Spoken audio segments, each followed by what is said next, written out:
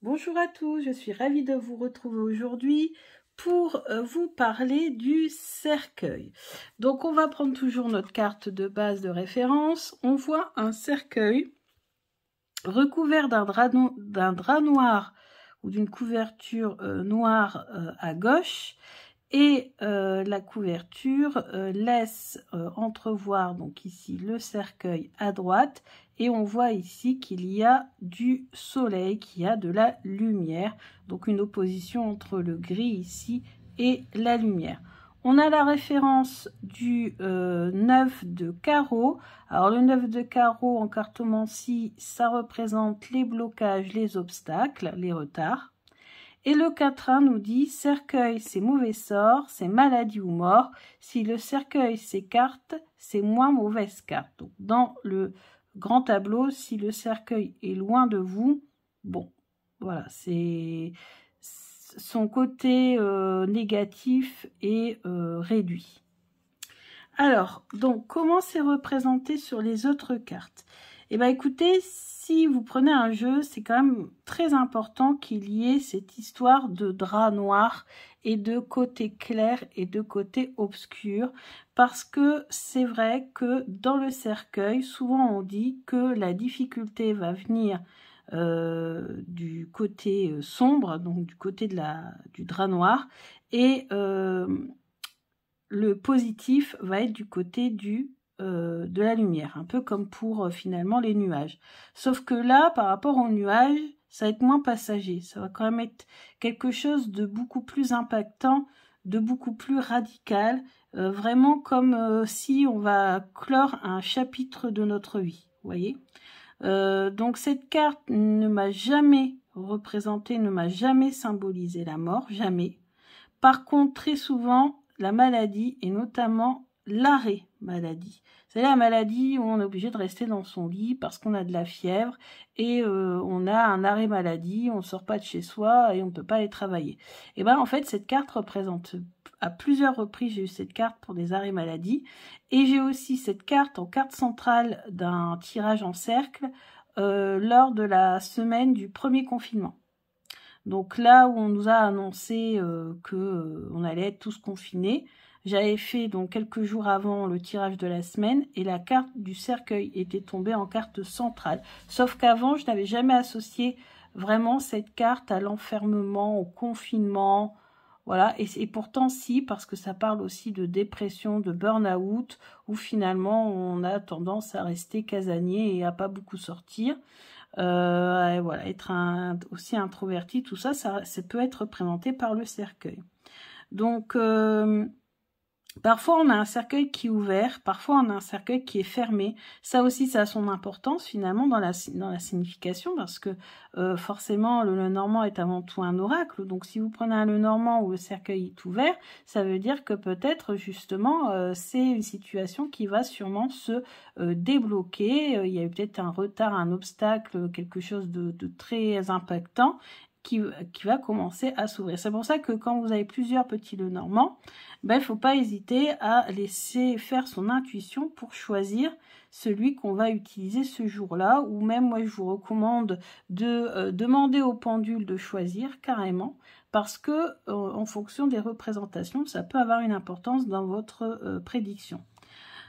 Donc ici, on verra après pour les mots-clés. Ici, on a Karen Hervaux qui représente du coup un pharaon, le sarcophage du pharaon. Parce que oui, on a cette idée que la mort n'est qu'un passage chez les pharaons, puisque ils sont convaincus qu'il y a une vie après, donc que ce n'est pas la fin. Comme dans le film de la momie, ça le dit bien, la mort n'est pas la fin. Ici, on a un cercueil qui est ouvert. Donc là, on a faim, douleur, deuil, tristesse, très longtemps, l'éternité. Ici, voilà, on a une ombre, donc on peut nous parler des esprits aussi, des défunts. Le lilac et le chéri, très intéressant. Sur les deux, on a le voile noir, sauf que ici, il est à droite, donc c'est très important. Ici, à droite, on a le voile noir et ici on l'a à gauche, qui est plus une toile de jute qu'un voile. Et en plus de cette différence, elle a voulu représenter une différence au niveau du cercueil. On voit bien qu'ici, on a quelqu'un de noble, on a les blasons ici d'une famille impériale ou royale, et ici, on a le cercueil voilà, du paysan ou de l'ouvrier, enfin vraiment le cercueil de catégorie voilà populaire, on va dire, hein, d'ouvriers ou de paysans. Donc on voit pas du tout la même chose hein, sur les deux cartes. Ici c'est quand même le luxe et ici pas du tout. Et vous voyez ici on a quelque chose qui dépasse en plus du cercueil. On ne sait pas trop si c'est le linceul ou pas. Et ici on a les bougies, on voit qu'il y a comme une sorte de départ pour aller vers la gauche. Donc ici on laisse, donc c'est tout ce qui est négatif, ce qui va se terminer, et ici c'est vers quoi on va se diriger, d'accord. Et là c'est l'inverse, et ce qu'on laisse sera ici, et vers quoi on se dirige à droite. Donc c'est vraiment une fin, une rupture, quelque chose qui va vraiment se terminer. J'ai eu le cercueil pour un licenciement au niveau professionnel, ça j'ai déjà eu. Par contre, je n'ai jamais eu la mort, jamais. Et de toute façon, le cercueil n'est pas suffisant. Imaginez si à chaque fois on tirait le cercueil, il y aurait un décès. Non, c'est pas possible. Il faut vraiment que le cercueil soit associé à d'autres cartes pour que ça représente la mort. Là, c'est vraiment la mort symbolique. C'est fermer quelque chose. Comme fermer un livre. Vous voyez, avoir terminé une histoire et passer à autre chose. C'est vraiment cette symbolique-là qu'on retrouve. Ici, sur le piatnik, on retrouve... Mais par contre, le cercueil est dans l'autre sens. Vous voyez, il est dans l'autre sens et on n'a pas la couverture. Et pourtant, pour ceux qui pratiquent le petit Lenormand, cette fameuse couverture noire est très importante et représente quand même... voilà, c'est important qu'elle soit présente dans la carte du cercueil, en tout cas. Ensuite, donc, les mots-clés associés, c'est fin, rupture, obstacle, fermeture, confinement, enfermement. Et en positif, c'est transformation, clore un chapitre pour en démarrer un nouveau. Voilà. En verbe, donc ici, on a le verbe terminer, transformer. Après, on a maladie. C'est vrai que maladie, on va plutôt mettre dans le sujet. Et en complément, on peut mettre donc fermer, obscur, noir, terminer, changer, transformer, bien sûr en adjectif avec un « et », etc. Santé, bien-être, bah, comme je vous l'ai dit, bah, là, au niveau de la santé, au niveau psychologique, c'est pas bon du tout. Là, c'est plus que la simple... c'est pire que le nuage, en fait. C'est burn-out, en fait. C'est vraiment le ras-le-bol général où on n'a plus envie d'aller travailler et on reste chez soi, quoi, vraiment. Au niveau... Donc, c'est plutôt dans ce sens-là. Et au niveau santé, alors j'ai lu... peut-être ça peut faire référence à l'anus et au gros intestin. Moi, j'ai jamais eu. Moi, principalement, ça parlait toujours de arrêt maladie ou burn-out. Voilà. Guidance. Ben, il est temps de clore un chapitre et d'en commencer un nouveau. Il faut changer les choses. Il y a des choses qui ne vont pas. Il faut chercher lesquelles et surtout, il faut remédier à tout ça et passer définitivement à autre chose. Donc, si vous êtes en couple et que ça ne va pas, on viendra après pour l'amour, et que ça ne va pas et que vous tirez le cercueil, mais vous voulez à tout prix conserver votre copain ou votre mari, alors que vous savez vous-même que ça ne va pas, bah, il est peut-être temps de rompre et de passer à autre chose et de ne pas rester dans une situation bloquée. Finances, bah là les finances, il y a deux choses, soit ça symbolise la faillite, Donc des gros problèmes banqueroute, quoi, vraiment gros problèmes financiers où là on ne peut plus faire face. Ou alors le conseil c'est justement de fermer les robinets, de ne plus dépenser, de ne plus sortir et de faire un blackout sur vos dépenses, ne plus rien dépenser. Là, bien sûr, ça veut dire ne plus sortir, etc. Ou c'est peut-être la situation dans laquelle vous êtes, c'est-à-dire que vous n'avez pas les moyens de pouvoir sortir, de pouvoir avoir des loisirs, d'offrir des loisirs, des vacances à vos enfants. Si vous tombez sur le cercueil, que vous avez prévu des vacances, c'est mort, vous n'irez pas, pour X raison, on ne sait pas. C'est pas forcément à cause d'un décès, hein, mais en tout cas, vous n'irez pas. Après, il faut voir avec les cartes à côté si ça vous parle d'un décès ou d'autre chose.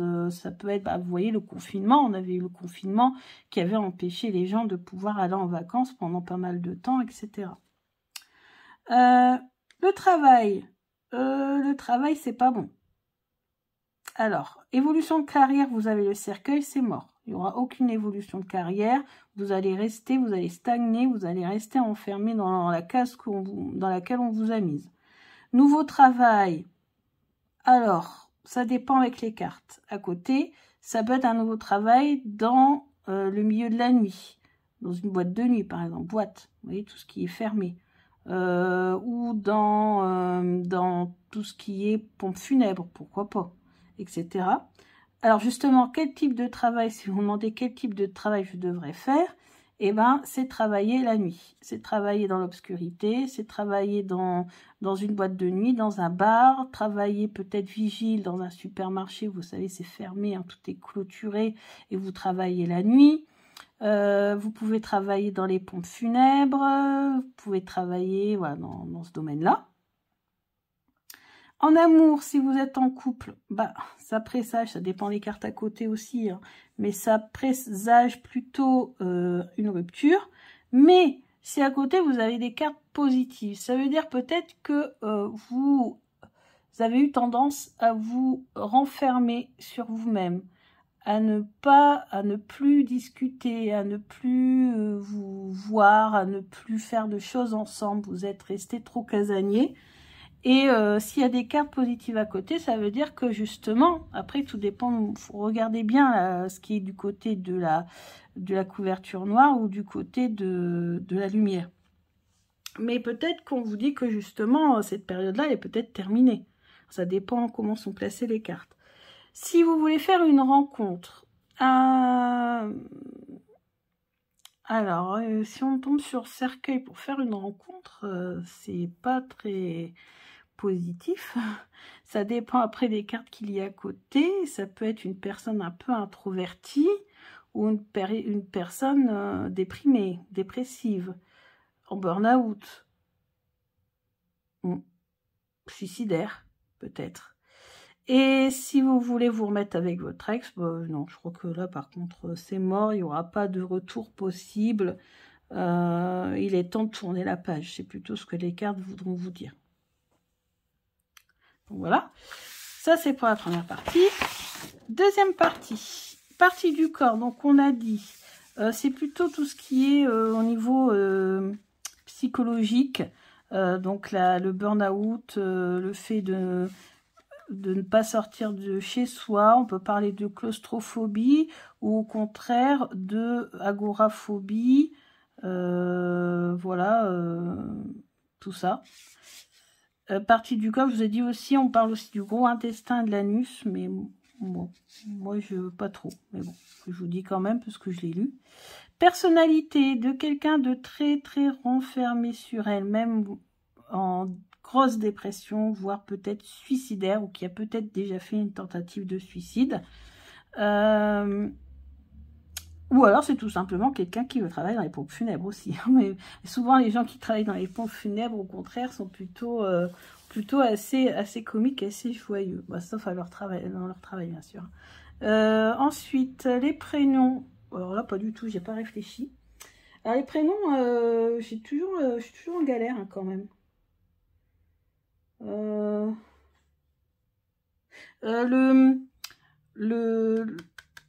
Ça on le dira après pour les objets. Bon, je passe pour les prénoms. je passe, vous me le mettrez en commentaire si vous avez des idées, aucun problème. Mais je pensais par exemple, ça peut représenter un lit. Et donc, ça peut, par exemple, tout ce qui est en lit, Julie, des choses comme ça, ou en lin, linceul, donc lin, line par exemple, vous voyez. Mais bon, passons. Les animaux. Alors, les animaux, ce sont tous les animaux qui aiment vivre dans l'obscurité et dans les coins, vous savez, les plus sombres. Donc, souvent des animaux qu'on adore, hein, comme par exemple les araignées. Voilà, les petites bébêtes là qui rampent, là, qui vivent dans l'obscurité. Ça peut être la chauve-souris, parce que pour penser aussi aux vampires avec le cercueil. Et donc la chauve-souris qui vit la nuit, qui vit dans les grottes, etc. Et puis les végétaux, bah moi je pense à toutes les fleurs, comment on dit, obscures, les fleurs nocturnes. Voilà, les fleurs qui s'ouvrent la nuit. Il y avait un oracle sur les fleurs nocturnes que je n'ai pas acheté d'ailleurs, qui était assez joli. Mais bon, comme le jeu était sombre et que j'ai préféré les jeux colorés, je ne l'avais pas acheté, surtout que j'ai déjà un jeu sur les fleurs que j'adore, donc voilà. Mais bon, voilà, les fleurs, je pense à ça, moi, les fleurs, et les fleurs carnivores aussi. Pourquoi voilà, parce qu'elles prennent dans leur, vous savez, je ne sais pas si vous avez vu si vous avez déjà vu les fleurs carnivores, mais hop, elles attrapent l'insecte, elles se referment, elles ne s'ouvrent plus. Pensez à ça. Moment de l'année, ah bah ça c'est sûr, c'est la Toussaint. Surtout associé en plus avec la croix c'est la fête, les fêtes religieuses, et avec le cercueil, et Halloween aussi. Halloween, donc fin octobre, début novembre, la fête des morts, la fête de la Toussaint, tout ça. Ça c'est vraiment, cette carte-là me fait vraiment penser à ça. Sport, activité. Alors moi ça me fait penser à un banc de muscu. Ouais, il faut avoir une sacrée imagination. Et en plus, c'est lourd, un cercueil. Et puis, ben, sur le banc de muscu, on soulève du lourd. Ça me fait penser aussi à la boxe, vous savez, sur laquelle on saute. Ça me fait penser... Réfléchissons. Parce que je vous fais avec mes connaissances. Hein. Donc, vous voyez, des fois, je sais où il y a des petites lacunes et où je peux aller... faire des... Bah, en fait, vous savez quoi? Je pense que tout simplement, ça symbolise aussi le repos. Ou peut-être le fait qu'on s'est trop entraîné. Moi, je l'ai eu cette carte-là quand je m'entraînais trop. J'étais en carence. Ouais, je pense que tout simplement, ça symbolise aussi le repos, le farniente. Bon, après, il faudrait avoir le soleil à côté, hein, quand même. mais ouais, plutôt le repos après. Hein. Ensuite, on a couleur. Bah, ça, c'est le noir. Le noir et le doré. Le noir et le doré, parce que quand je regarde cette carte, on a le noir ici. D'ailleurs, ça fait plutôt bleu foncé. Non, oui, je suis occupée. Et là, on a le côté doré un petit peu. Et puis après, la couleur bois aussi. Chêne, par exemple, vous voyez.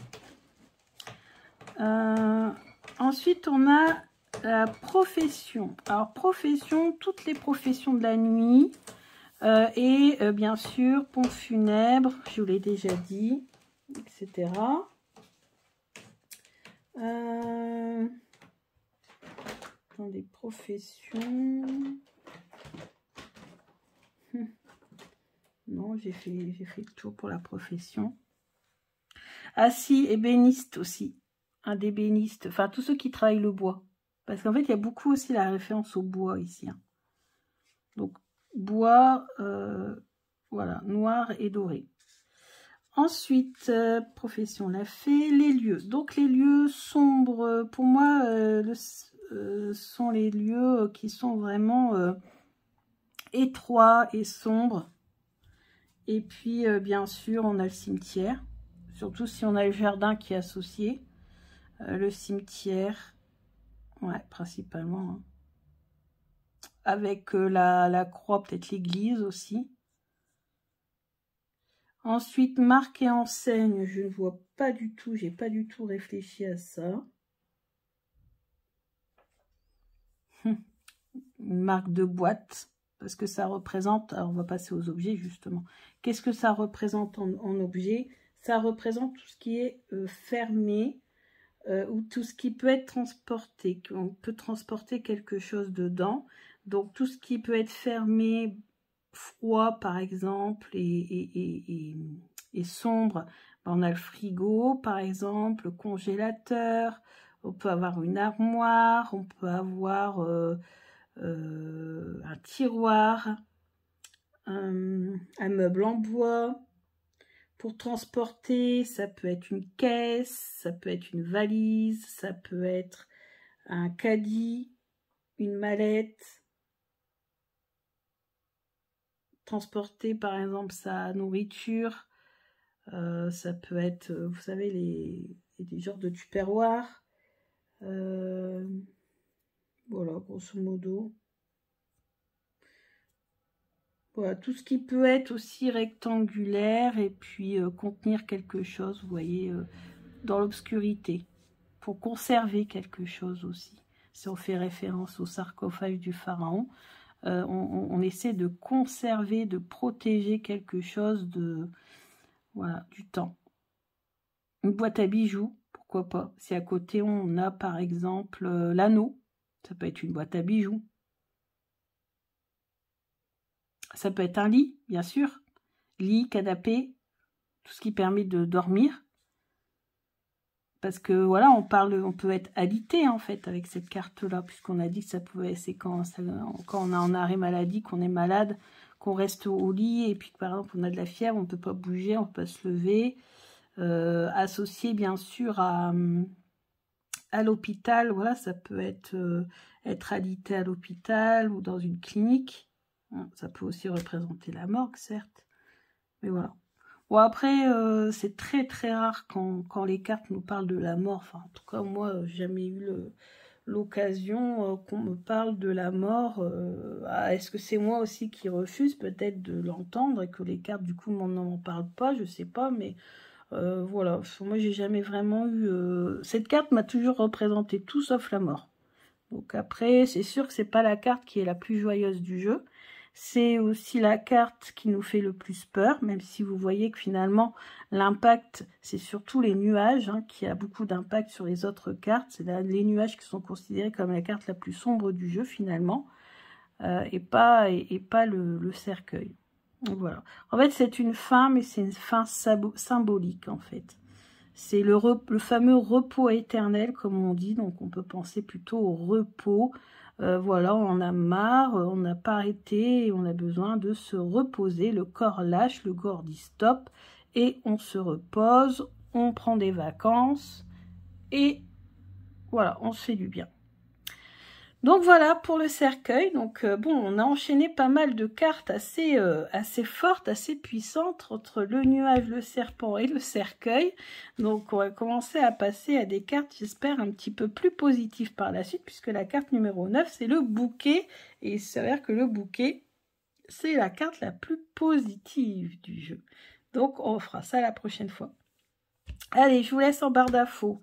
Mon lien PayPal, n'hésitez pas à encourager ma chaîne. À me motiver aussi, à faire toutes ces vidéos qui, je l'espère, vous seront très utiles. Je vous fais ça vraiment uniquement avec mon esprit, avec mon cerveau, avec toutes mes connaissances. Bien sûr, ce n'est pas exhaustif. Si vous voulez avoir plus d'infos, n'hésitez pas à aller voir le livre de référence. Je vais faire d'ailleurs une vidéo sur les livres, alors peut-être qu'elle sera déjà passée ou qu'elle n'est pas encore passée, vous verrez bien, mais je vais faire une vidéo où vous présenter les livres, et bien sûr il y a un livre de référence où vous pouvez avoir tous les détails et vraiment tout le vocabulaire associé de façon un peu plus exhaustive. C'est dans le livre de Anne-Marie Costanza. Moi je vous livre ce que j'ai compris de la carte, comment je l'interprète, comment j'ai eu des réponses dans mes tirages. Donc voilà. Ah oui, au fait, coffre-fort. J'ai demandé où étaient cachés mes cadeaux d'anniversaire l'année dernière, et j'avais tiré le cercueil et l'encre. Et l'encre, vous savez, c'est tout ce qui est en acier, tout ce qui est lourd. Et le cercueil, c'est ce qui est enfermé bien hermétiquement, etc. Et ça et l'encre, c'était le coffre-fort de mon chéri. Il y avait le monsieur en plus qui suivait. Donc voilà, juste comme ça m'est revenu comme ça en tête. S'il y a d'autres choses qui me reviennent en tête, ne vous inquiétez pas, je le mets en commentaire. Je vous ferai un petit commentaire épinglé au pire. Mais normalement, je pense que j'ai fait le tour. Allez, je vous embrasse, à bientôt.